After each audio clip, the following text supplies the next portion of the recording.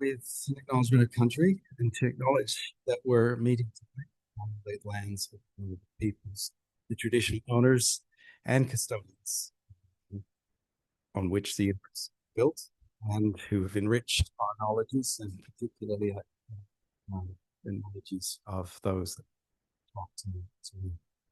And whose land, of course, were taken without treaty consent. I'd also like to thank everyone for coming, braving pretty horrible weather. I'm sure the visitors to Sydney would have enjoyed the workshop today. I'm pretty tired of the Sydney siders apologizing for the rain, and it's not normally like this. It's not normally like this. But thank you for braving the weather and tonight. Thanks also to the School of Public Health for supporting this event tonight.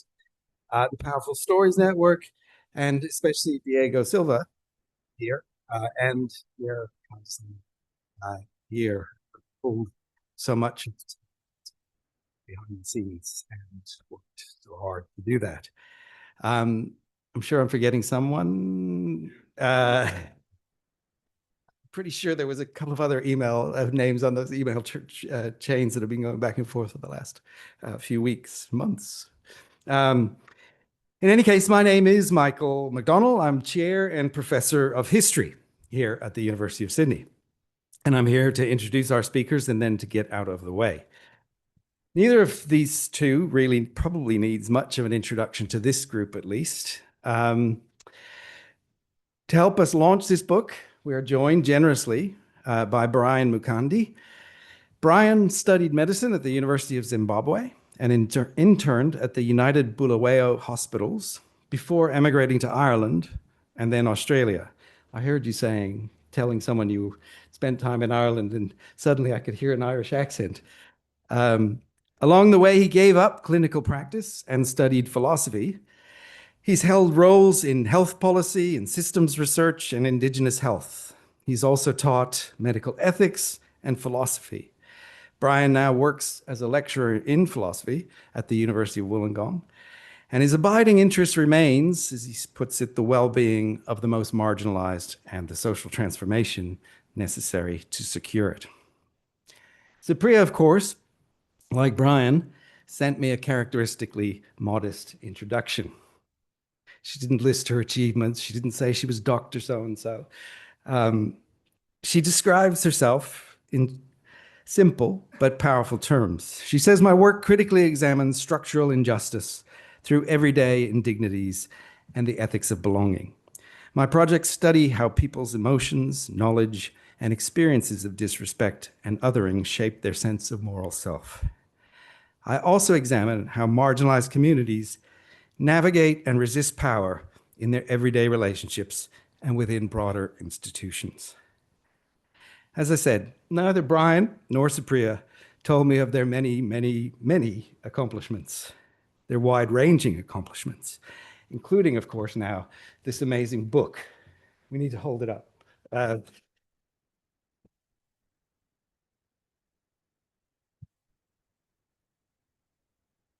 So you can look their accomplishments up, but I warn you, don't do it on a day when you're already feeling a little inadequate. Instead, in their introductions, and always, they both talk about their hopes and their dreams and their aims to simply do better, be better, and contribute what they can to this world. I think that says a lot. They are two brilliant, it wouldn't be a Powerful Stories event without me tearing up. There are two brilliant scholars who think with their minds and their hearts. And we're lucky, I think, to share this space with them. And that sort of brings me to the question, what is the chair of history doing here? An 18th century historian, no less, introducing these two wonderful scholars and this book we're here to celebrate, scholars who work in fields far beyond my world in both time, place, and space. Well, I first met Supriya in March of last year, I think, at our inaugural Powerful Stories workshop, where we heard from many brilliant scholars and community members who are sharing examples of some truly innovative, thoughtful, and collaborative work together. Since then, it's not much of an exaggeration to say that Supriya has helped profoundly change the way I think about the world, about the way that I think about the research that I do, and the way in which I do it. Every conversation we've had has left me gasping for air, intellectually richer, but somehow emotionally more steadied. I owe Supriya a huge debt. She is an invaluable ally, sorry, in so much, and in so much, and to so many. And I know there are many in the room, Lucia and Nero particularly as well, who have been incredibly influenced by your work. And an ally in our own efforts to change history, literally change the way we practice history in the department and the way we write about history and what we write about.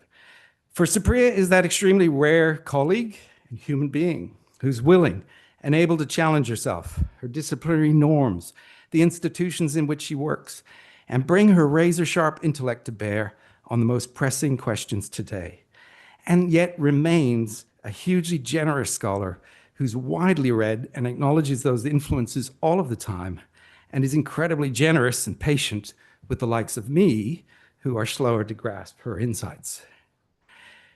And this book. The book is called Patient Passive Care in India. We need to hold it up again. I think it's been badly mislabeled, mistitled. In my view, it should be called something like Respect and Recognition, a new and urgent manifesto for an ailing world, because it goes far beyond the title. It should be required reading for all disciplines. The intro alone left me dazzled, intellectually rich, breathtaking, connective, wide-ranging, critical, and yet hopeful. It left me in tears and yet deeply inspired. And then it got even better. But don't take my word for it. The book has already been hailed as a must-read for those in many different disciplines. Jean Jaurès, I think I'm pronouncing that right, a development economist and social thinker, has noted it is a pioneering attempt to explore this dark side of Indian healthcare. The study is enriched by Supriya's own experience of everyday indignities from childhood onwards. The book will be of much interest to privileged and underprivileged readers alike. For those who have also been at the receiving end of everyday indignities, it will be a source of strength and inspiration. And if you come from the other end, this book will help you to open your eyes to patterns of disrespect that are too often taken for granted. In short, Supriya has a way of thinking and of inspiring others and opening their eyes, and has made me and so many others think that we can actually dare to dream about how to do things differently and to just get on with trying. So thank you, Supriya. And many, many congrats.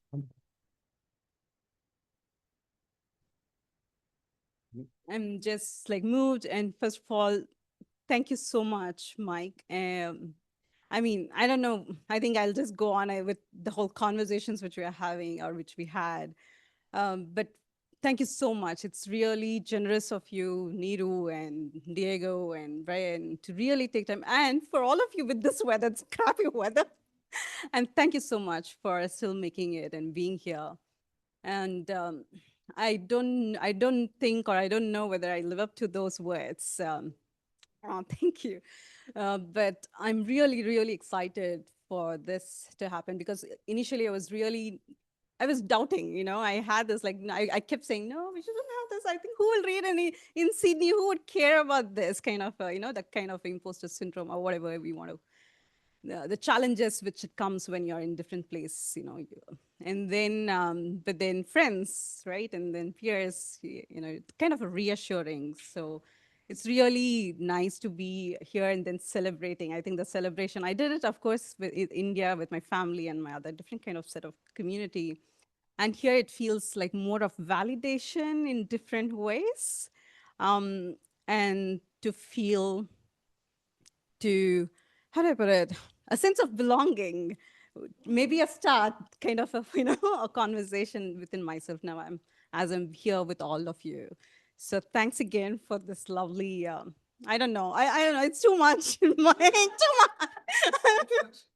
Thank you. So, but Brian, First of all, I want to say thank you for really reading, taking my. Okay, there are so many notes there.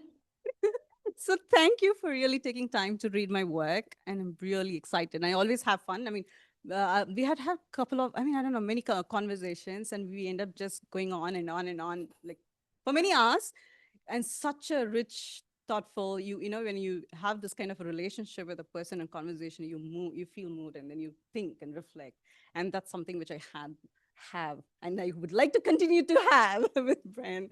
So thanks again. Joy, thank you. Well, thank you. So what we decided we would do is I'm just going to share reflections on this incredible book for about 5 minutes. I have 3 questions for Supriya. Spark a little bit of a conversation. I'm going to try really, really, really hard to not be as long-winded as I normally am because I'm sure there's lots of questions in the audience. So I'm try hard not to monopolize. Whew, okay. Okay. So a couple of days ago, I sent Supriya a text and I was like, I'm going to pick a fight with you. She was like, what? I told her I was joking, and I was, but also, before I pick my fight, just to kind of reiterate what Mike said, um, yeah, I remember when I first met Supriya.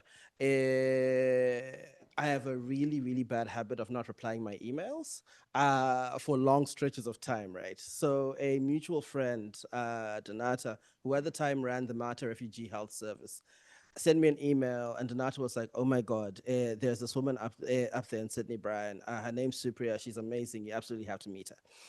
And I was like, cool, yes, I'll reply that email at some point. And I think also, uh, yeah. So like I kind of knew about Supriya, right? And David Routledge from the Philosopher's Zone. Um, and David, I don't know. I think David is, I think, the most important philosopher in the country. And he has this thing where he has this kind of like unrelenting kind of love and pursuit for wisdom that he doesn't get distracted by silly things like titles and positions and stuff. Like he reads philosophy and he reads the work that people do, and he kind of tracks those people down and he wants to talk to them, right? And so like David was like phoning about Supriya, and I was like, all right, cool, I really, really, really need to reply that message and get in touch. And then I was in Brisbane at an event that was held by Chelsea Watego and the Karamba Institute at QUT. And it was thinking about racism, it was Indigenous led. And I remember being at breakfast one morning, and there was this woman who was sitting there eating breakfast by herself. And I think I said hello, but I didn't want to seem creepy. So I was like, all right, hello, but I'm not going to be creepy. So I just left, right? And then in the proceedings, there was Supriya. And I was like, oh, hey, breakfast person. You know, like, who are you? You know, she's like, hi, my name's Supriya. And I was like, huh. I was like, I'm Bryan. I've been meaning to email. And she was like, very, very, very, really nice. And didn't like roll her eyes or ask me what my problem was. She's just nice, right? Which was really cool. And then after, like at the end of the event, because I recently, a couple of years ago, I moved to New South Wales from Brisbane. Brisbane's like, I'm still Queensland. Brisbane's home, right? So we were both staying an extra night. And I was like, if you don't have plans, walk around, do you want to walk around my city with me? We can have dinner and just kind of get to know each other. And we did, right? And we kind of walked and talked and walked and talked. And I was like, wow, like, this person is brilliant and very cool. And when you just know you're going to be friends with somebody. So I knew we were just going to be friends, right? But I also knew that like Supriya is like brilliant, brilliant, brilliant, brilliant. And that was my kind of like first encounter with her. And we've hung out. I love spending time with Supriya and Aditya. Like, I love kind of thinking with them both. And yeah, just kind of, I don't know, a sense of like becoming kin, which is really nice. But that was my second encounter with her. My third encounter was reading her book. And so there's a lot of ways in which we're really similar. There's a lot of ways in which we come from similar kinds of places, and we have similar interests in health and philosophy and thinking about what a more just world looks like. But we come from very different sides of things. right? Supriya has a really important bone to pick with philosophers, lawyers, and doctors, right? I'm an academic philosopher. The first job I ever had was as a medical doctor, and I'm the child of a lawyer, you know. Eh, in the society in which I grew up, I wouldn't quite be the equivalent of a Brahminical upper class person, but I think I'll be like the next rung down, right? Close, you know, close. One can have aspirations. No, I'm joking. um, my reading this book brought back lots of experience of being a hospital-based doctor in a government hospital in a resource-poor setting. You know, in 1988, Gayatri Spivak wrote a famous essay titled "Can the Subaltern Speak?" Yeah, and the subaltern is her paradigmatic figure of a subaltern was this poor rural Indian woman, right? Who Spivak describes as being like in a social space like a cipher, like emptiness, like nothingness, in terms of kind of power, the ability to make social and political demands on others. And Spivak's answer is no, she can't speak, essentially. Supriya's book challenges that in really profound ways, right? In many, many, many ways. And I mean this in like a non-Hollywood, non-celebratory kind of way, but in many, many, many ways, it demonstrates a subaltern speaking and making demands. And in a seemingly, in a deceptively polite way, being an insurrectionist, on the one hand. But it also raises really difficult questions about what does it take, you know, what's required, how much moral luck, how much capital, what sorts of interventions are necessary to be able to be in a place to be heard. And both in terms of like just philosophically and in terms of medical ethics, I think Mike's right. It's so poignant. It's so profound. This book is, I think, the most important work of. I've lived in this country long enough to have colonizing tendencies. It's the most, so I'm thinking of it as like, you know, the most important work of Australian philosophy that I've read in a very long time. Right? And, you know, yeah, it's it's conceptually incredibly challenging and effectively really, really moving. So yeah, I just wanted to say how much I admire the work, how difficult I find it in the best possible sense, and how much more time I feel I'm going to need to be able to like really like grapple with things in it. Having said all of that though, right? Like I don't want to do that thing where I think the most respectful thing you can do to your friends and your colleagues is put them to task and ask them really hard questions about their work and kind of challenge them, right? So this is what I'd like to do with you. And we've established that you're brilliant, so you'll be fine. Okay, so I have three questions. I have three questions and one provocation. I think they boil from the fact that I am not as generous and as kind a person as you are. And I don't know what to do with your generosity and your kindness. You know, I think I want to drag you to the dark side. Okay. So my first question is this. Who are you speaking to in this book? Who is this directed at? You know, I years back I read Honeth, and I kind of struggled with Honeth, and maybe I didn't read Honeth as well as I should have because in response to I think I felt that Fanon answered the recognition question in Blacks and White Masks, where he says, look, you know, Hegel's onto something about this kind of struggle for recognition and this dialectic of consciousness. But in the colony, the master doesn't want the slave's recognition. He just wants their labor. And this idea that under some structures, in some systems, the systems are set up precisely not to allow the possibility of mutual recognition. And I think about your work around recognition, your work around self-respect. And is there a tension between recognition and self-respect?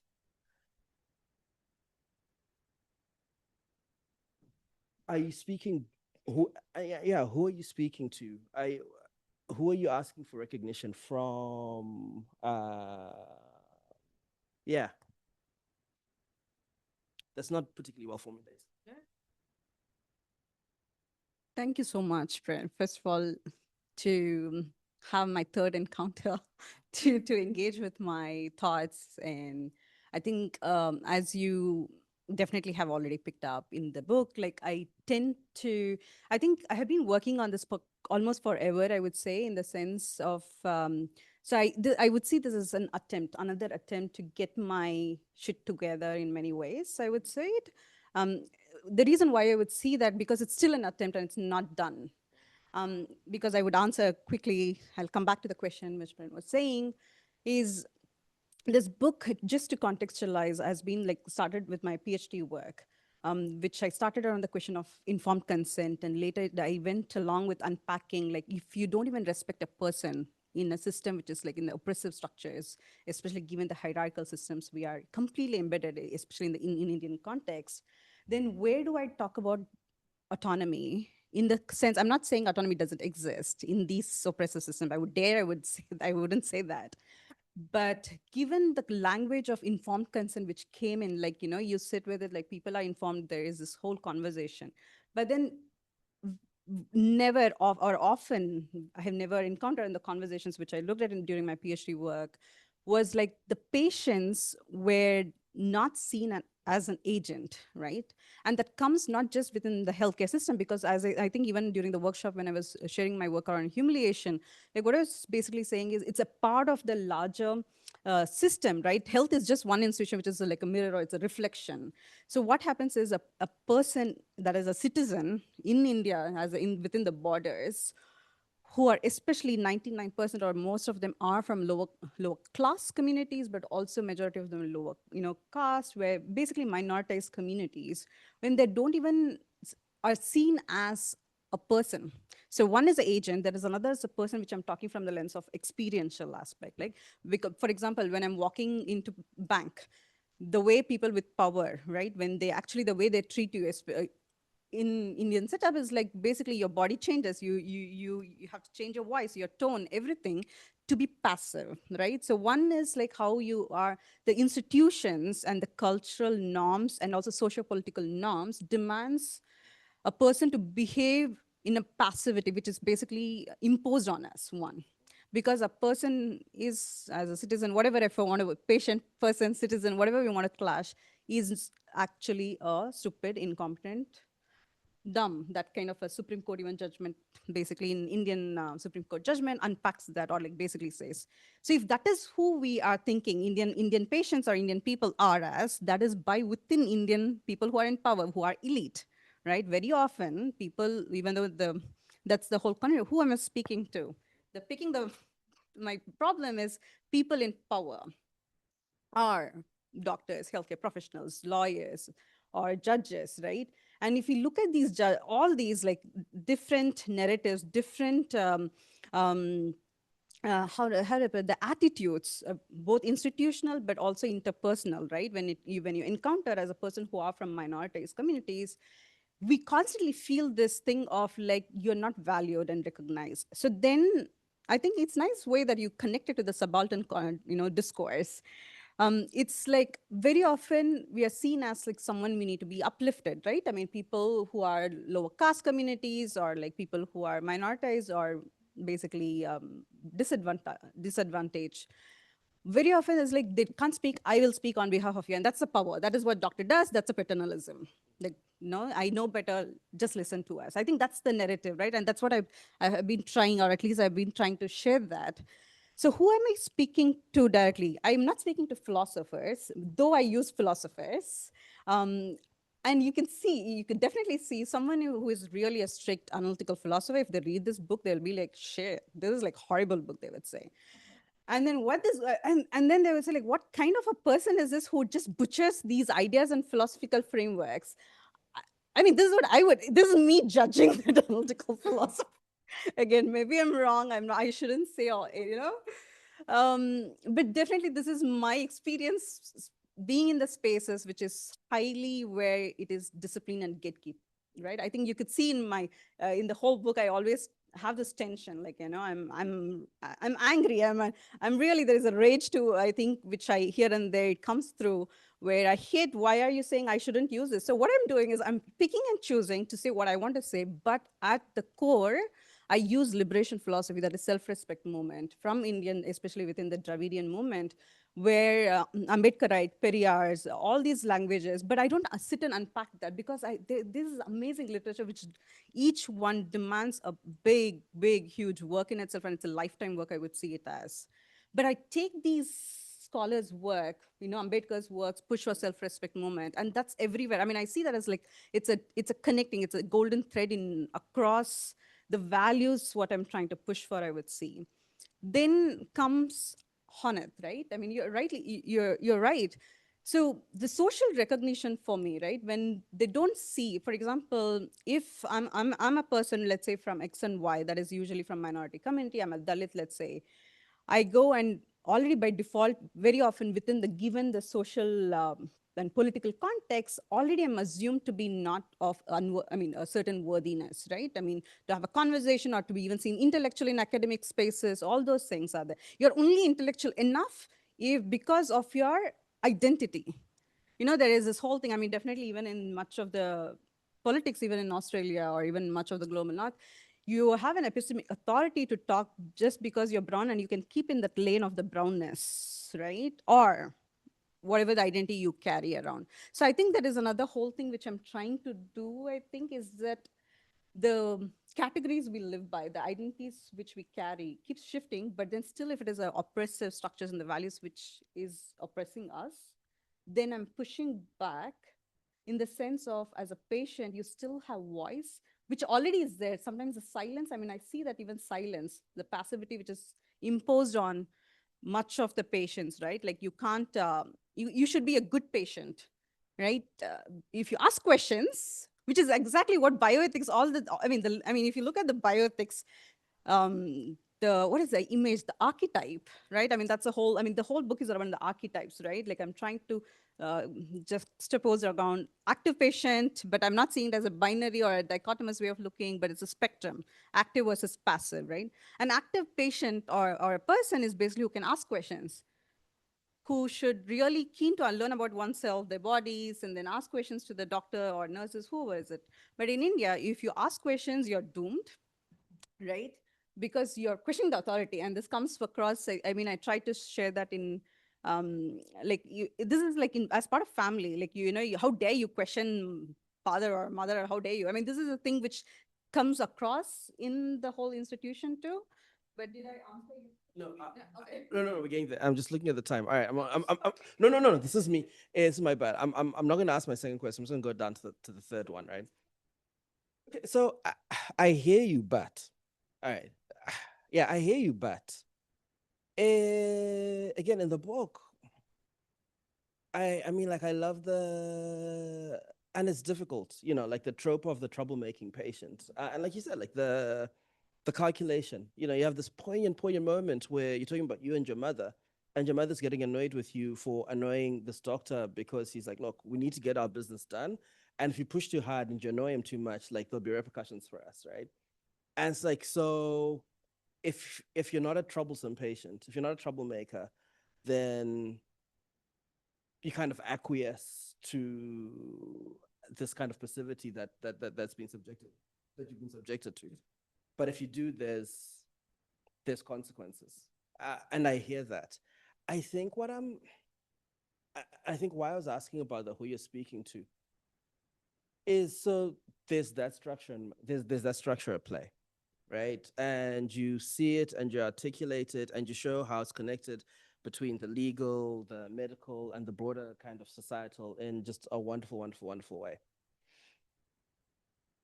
I think what surprises me is that you're mad at the passivity, but there's a degree of acquiescing to it, right? Like, so you're like, what the analytic philosopher would say is this. I'm like, why do you care?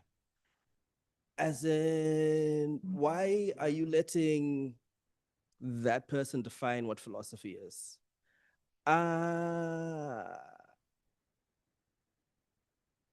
And in the medical space, listen, man, I was a doctor once upon a time. You can appeal all you like. The thing is, power enjoys having power. It's a famous quote: "The power concedes nothing without a fight."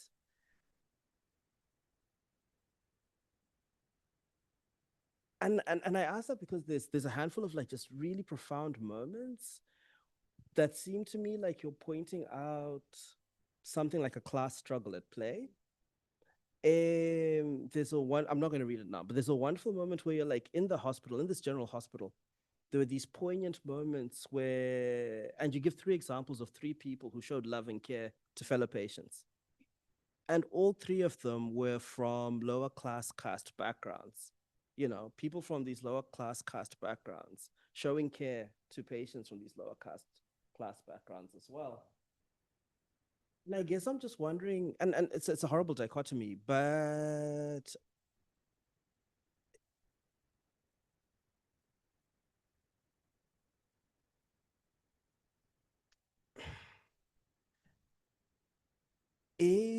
which is more likely to be more fruitful? An attempt to get the medical and legal establishment and society as a whole to recognize the humanity of those who are subjected and as passive, or kind of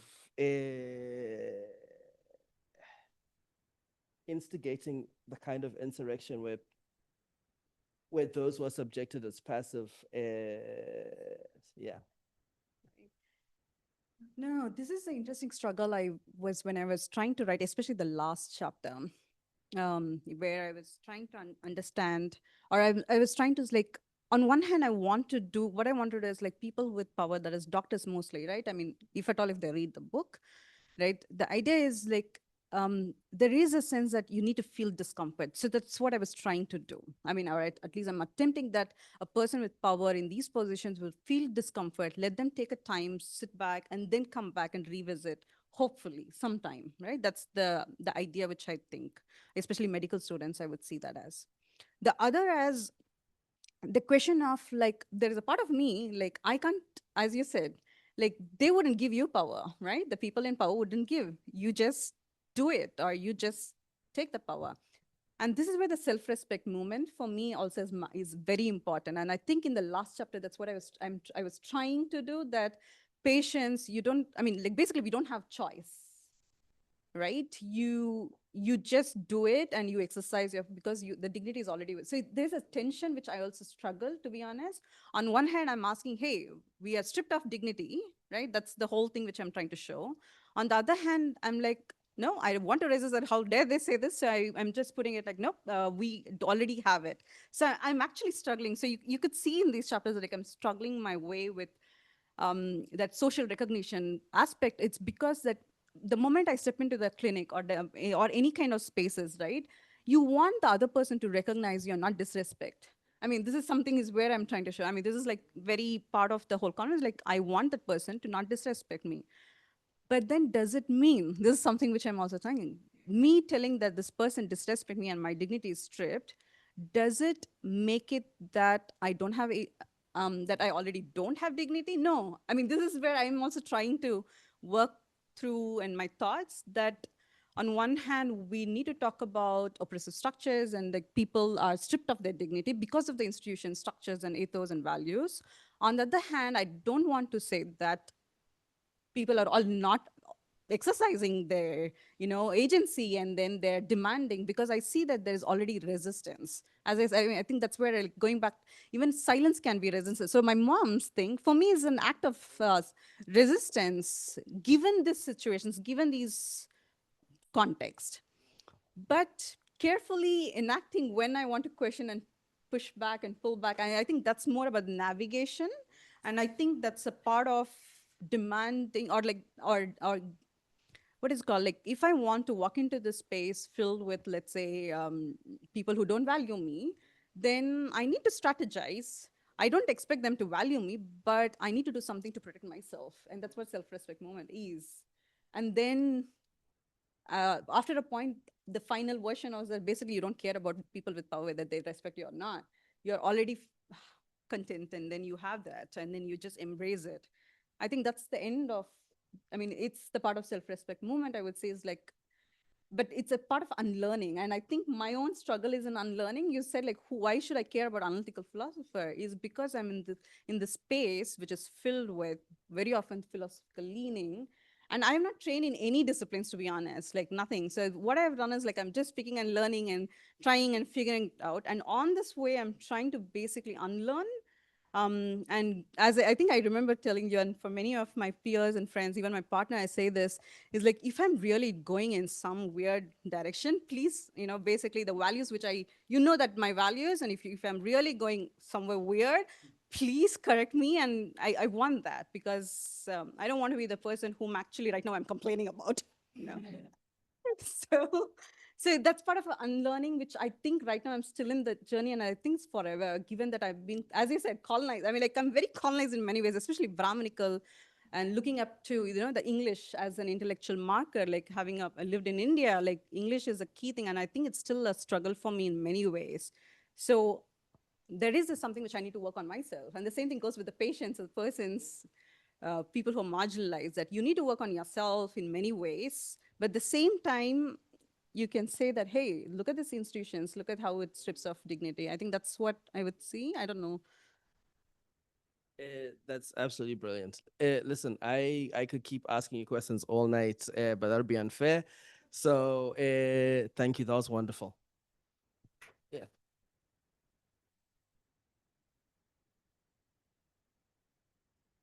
All right. So questions from the audience. Yay.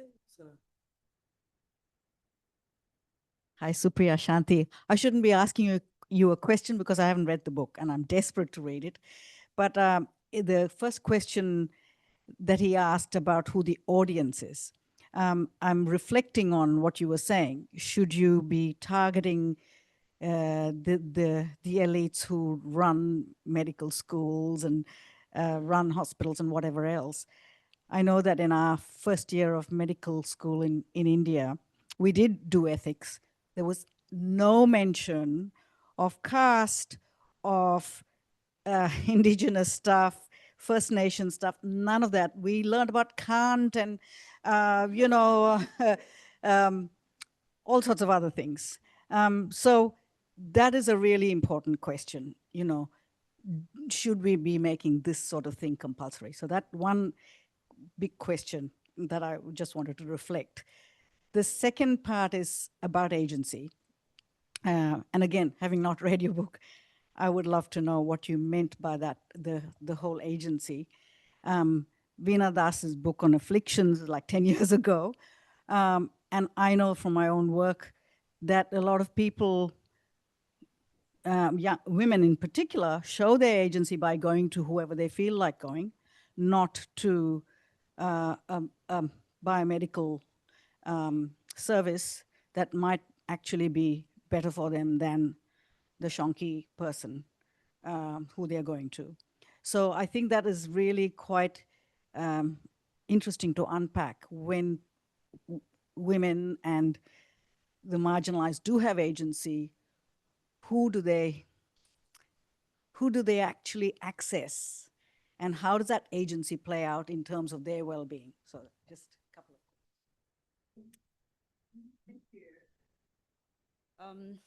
I think to just quickly reflect on who am I speaking to, the books, I'm hoping it speaks to everyone. I mean, to answer you directly, especially, but I did intend to speak it to people with power, that is healthcare professionals, judges, lawyers.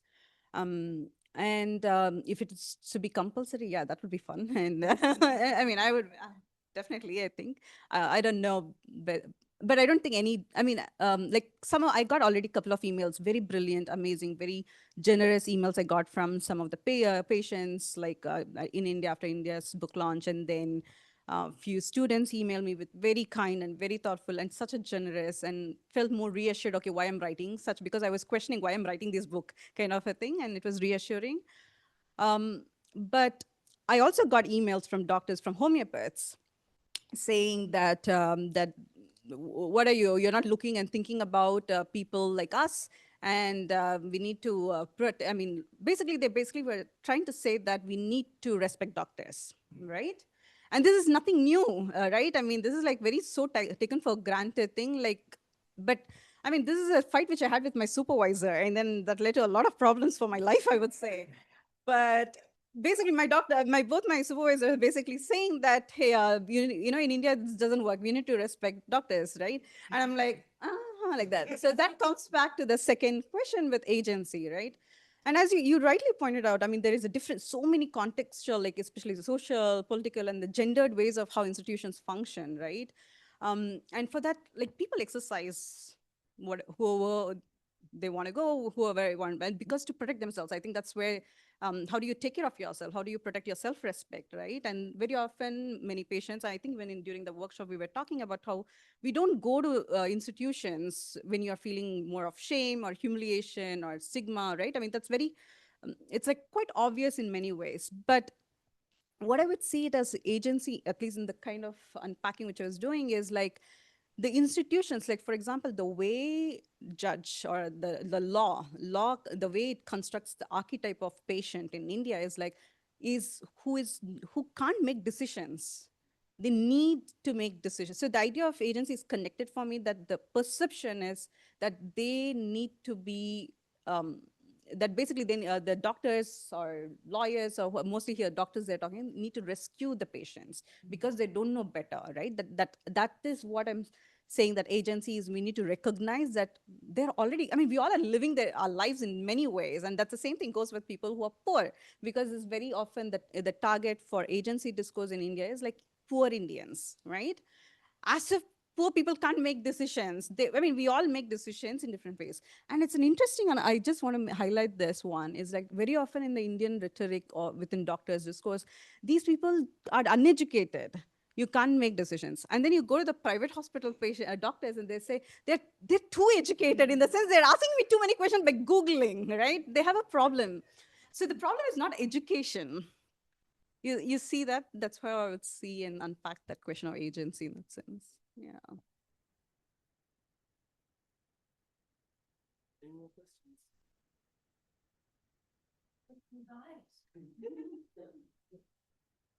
All right.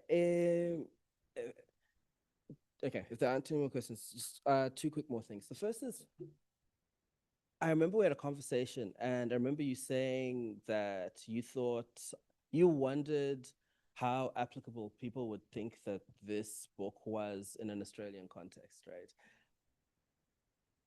And I'm curious about your experiences of disrespect from the Indian health system and your experiences of disrespect in the Australian academy, right? Like just broadly, or just or just a certain society. No, no, no, no. Listen, like it's because like reading this, look, there's a like I teach a world philosophy course, and the hardest thing to get my students to do is to think about the particularity of another place on its own terms, without kind of like wanting to assimilate it or subsume it into their experiences, but also kind of like not fetishize it and recognize the commonalities between the places, right? And that double move, people can find really difficult. And I'm just thinking, so there are lots of things here that are particular to the Indian context. But I also wonder how much the Indian context helps us understand the universal more better, right? Like how it helps us understand the Australian context better. And knowing both contexts, I'm curious about how you see the dynamics and the mechanics of disrespect working in the different places, especially given that, like, in this context,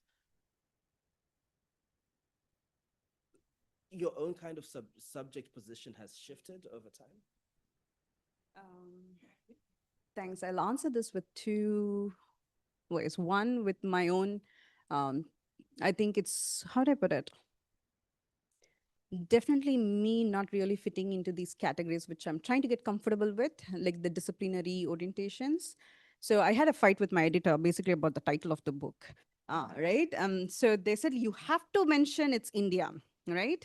And I'm like, no, when white people from Global North can write any papers and text with saying nothing in the context of New York or any whatever, why should I will put? And then, like, back and forth a lot of when, because I'm also talking conceptually. So the reason why I'm bringing this is the interesting aspect of how academia works, especially within the kind of knowledge practices and the politics of knowledge, right? Like people who are from Global South or people who are from a certain identities who you carry, you can only do data collection and you can only do certain empirical work, but you can't conceptualize, you can't theorize, you can't sound philosophical in or being a philosopher. And that's something which is even I have bought into. That's my struggle, right? And that's the reason why I'm struggling. And that's something which I'm really unlearning, or I hope I'll get better at it. And so one is the reason why often I keep thinking, oh, this is no one who would read, right? I mean, because I already have this whole thing of no one would read in Australia. Would they read? Because the text has is India. It's all about caste. What is there for me to understand, that very often this is something very, I mean, it's there, that conversations, whether we accept or not, whether it's been with me, but I also at the same time, I do tell, like, how dare they don't read my book, So I have this personality issues or like the whole questions, because I do think, as you rightly point out, there is something which we can learn, right? Whenever we read works from different contexts and we apply, I mean, that's what I have been doing. Like I borrow from different scholarship, from different readers, from different regions, and then I unpack it and look at from Indian context. And I think having lived over different, like I was in Switzerland, I went to UK very briefly, but then in Australia, the way you experience disrespect is same. I mean, what I mean by that is, what I mean by disrespect here, like the everyday indignities, the kind of thing which I'm unpacking is like, it's very massive, like an umbrella term, but basically to show that any kind of any attitude, actions, behaviors which targets you and your self-respect, which makes you question yourself. That is something which is like so many aspects you can think. But finally, you ask yourself, like, why did the person make me feel shit? In different ways, where there's a shame, humiliation, there's so much there with each of the strands in itself. But that's an everyday indignity, which is so normalized. So in India, like a person who is from marginalized communities, you walk into healthcare system or anywhere, it's disrespect is something part of a culture. That's what the culture of disrespect I wanted to look at. And here, yes, it is there, right? The same thing. And I think the same thing when I was in Switzerland. That's the reason I ended up doing the work on ethics of belonging, because I was working around the question initially when I was doing my whole PhD or my papers were on micro inequalities. Now I have changed the language to understand the depthness of its significance, and that's the everyday indignities.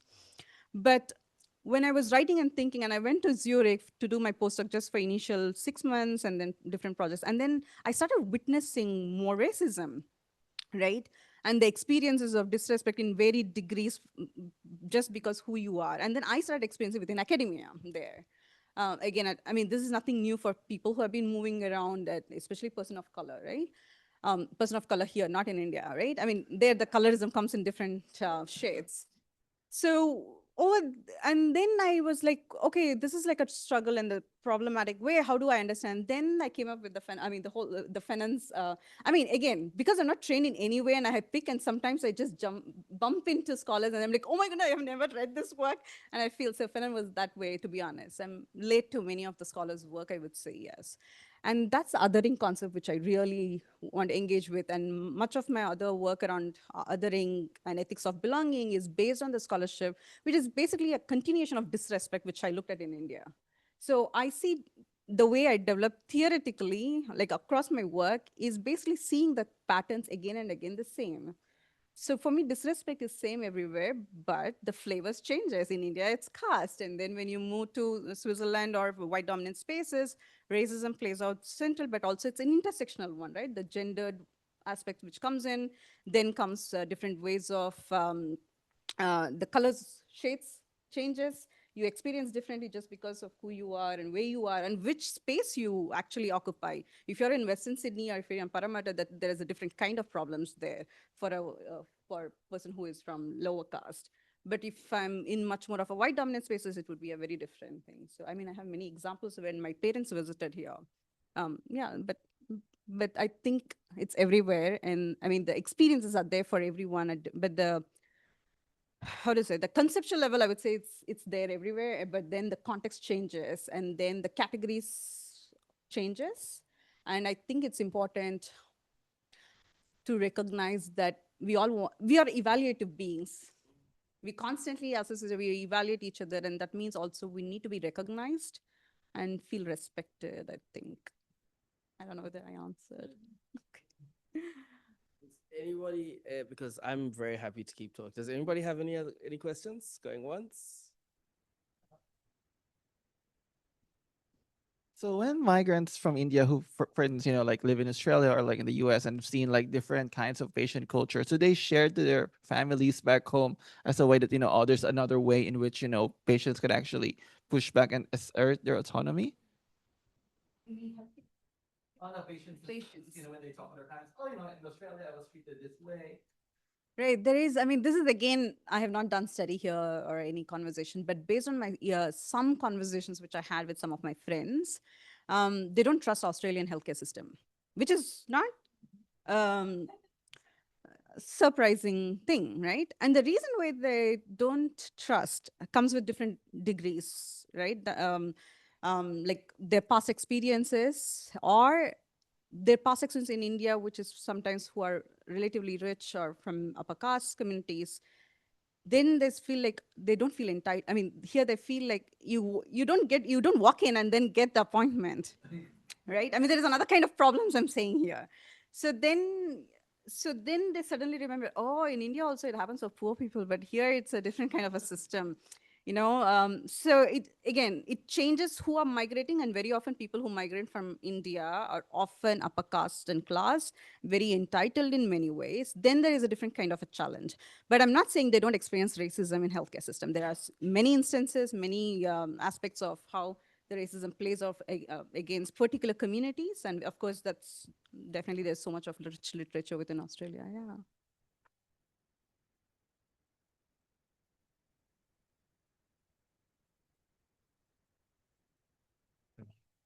Supriya, I've yet to read your book and I'm looking forward to doing so.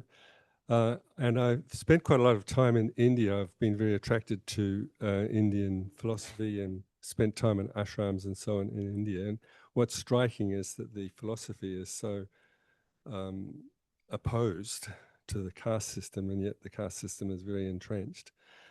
That's just a comment. I've been looking at this whole thing about respect and disrespect from a very intrapersonal perspective. And I notice that when I'm walking down the street, I'm judging all the time. Fat, thin, overblown, whatever. And I've been looking at what does it mean to drop that. And I find it's a big challenge, but it's very much associated with identity. It's my identity and your identity, the one I'm passing on the street. And that when I attempt to drop identity, I actually have to drop my notion of who I am. And that's actually quite a spiritual practice. It takes me back to Indian spiritual practices. It's a major challenge where you've been talking about fighting against those people who are downgrading you, but how does the person who's doing the downgrading challenge him or herself?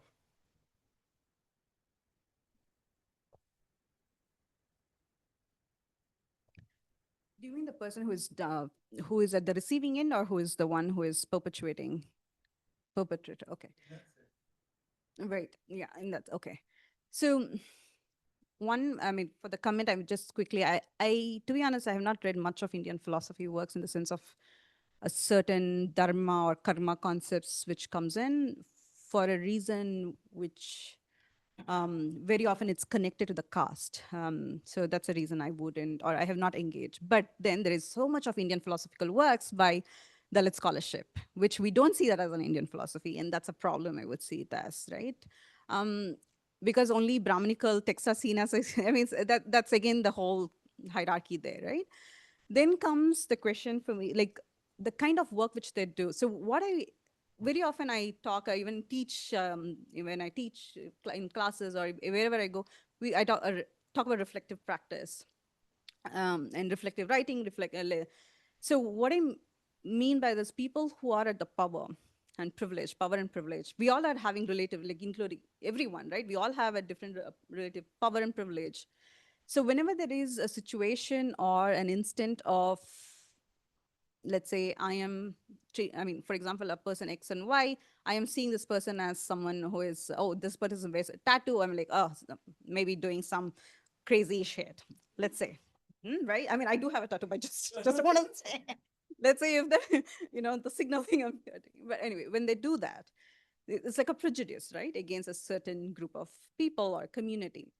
So what does it do is, like, I expect people with this relative power and privilege, let's say if I mean, a person who has this prejudice, to just step back and think and reflect that, does it really make any difference if I don't do that? I mean, there is another aspect of internal thought, right? Which we all have many, but we don't necessarily say it out loud or act upon it. There's a different question. So there's a level of internal work one has to do at different level.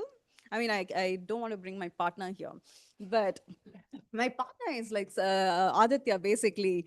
He's like such an amazing person. Like, he even doesn't want to think bad things. I mean, like whenever he wants to, I mean, like I tend to actually say, look at this person, or I say something. No, I don't want to think about it. I don't even want to think about it. The kind of a work which one does, I mean, varied, like different ways we think and reflect. And I think this goes back to the question of when you witness disrespect or when you witness discrimination and thing, what it makes you as a person. I think there is this relational lens which basically happens. So it's like not just witnessing, not just like how you experience, one is experiential, but once when we witness this, right, I think that's a problem when we look at the world right now we live in, like in what's happening in Palestine. This is like a morally, like, how can we live with ourselves? We need to work on ourselves. I mean, that's something which I would say, like, for everyone with this different relative power and privilege, I would say it. I don't know. Does it answer? Sorry.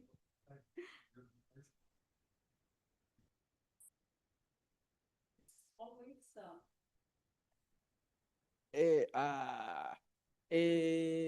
Okay. We're about time. If you'll indulge me, I just want to read one tiny little bit of what Supriya wrote back to you, especially with people who haven't read the book, and we'll close with that. So towards the end, in the afterword, I was such a struggle to pick just one passage because there are so many just really beautiful, striking passages and so many deeply thought-provoking passages. I really, really, really recommend that you get a copy of and you read this book. But this is how Supriya ends. If we truly want liberation, if we want social change that is fierce, radical, and lasting, then we must listen to the silenced. We must hear the voices of the marginalized, those suffocating under the weight of humiliation, those dismissed as less than human in systems designed to oppress. We must recognize the violence of these institutions, medicine, law, that claim to serve but instead wield power like a weapon, keeping those at the bottom, the poor, the sick, the voiceless, in their place. Let us rage against these oppressive forces. Love with the kind of fierceness that demands justice, and fight for a liberation that is born from truly centering the marginalized voices, experiences, and emotions. Let us build a world where agency, self-respect, true dignity are centered. Because until we do, we will remain complicit in the harm we claim to want to end. That is profound.